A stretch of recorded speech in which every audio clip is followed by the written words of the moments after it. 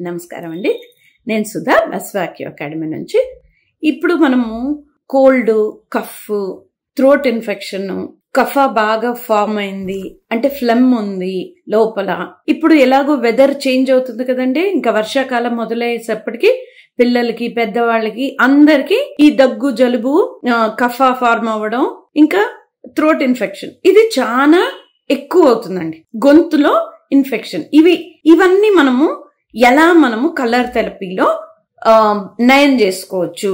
ఏ మందులు తీసుకోకుండా హాయిగా నయం చేసుకోవచ్చండి. ఎందుకంటే ఇప్పటికి మా ఇంట్లోనే మేము 2 years పైన అయిపోయిందండి, దగ్గర 3 years అవుతుంది. మేము ఇలాంటిది దీనికైనా ఎప్పుడు మందులు వేసుకోమండి. మందులు లేకుండానే కలర్స్ తోని మేము శుభ్రంగా నయం చేసుకుంటామండి. దీనికి ఏ కలరు ఎలా వేసుకోవాలి అని చెప్తానండి. థ్రోట్ అంటే ఇది మనకి గొంతుకు అండి. గొంతుకు దగ్గర మనము కంప్లీట్ గా ఇట్లా బ్లాక్ వేస్తామండి. ఇది ఏ ఇన్ఫెక్షన్ ఉన్నా తీసేస్తుంది. ఇంకొకటి, మనకి ముక్కులో చాలా ఎక్కువ కారుతోంది అంటే ఇదిగోండి, ఇక్కడ ఎల్లో కలర్ నేను వేసాను కదా, ఈ ఎల్లో కలరు ముక్కు దగ్గర, ముక్కు రిఫ్లెక్స్ కి వెయ్యాలండి.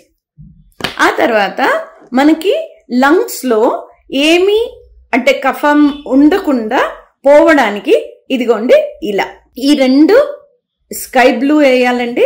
లంగ్స్ దగ్గర కూడా స్కై బ్లూ వేసి దాని చుట్టూ రెడ్, ఇంకా దాని చుట్టూ పర్పుల్ అండి. ఇదింత చేసి ఇవన్నీ మనకి నార్మల్ కలర్ థెరపీ అండి. అడ్వాన్స్ కలర్ థెరపీలో మనం ఏం చెయ్యొచ్చు అంటే ఇదిగోండి, ఈ వేలు, ఫస్ట్ వేలు అండి, మన చూపుడు వేళ్ళు అంటే బొట్టను వేలు సైడ్, ఈ సైడ్ ఇదిగోండి, ఇక్కడ ఒక రెడ్ డాట్ అండి. రెడ్ డాట్ ఇక్కడ అంటే ఈ మొదటి గీత ఇంకా పైన వరకు మధ్యలో అండి. ఈ రెండిటికి మధ్యలో మనము ఒక రెడ్ డాట్ వేయాలండి.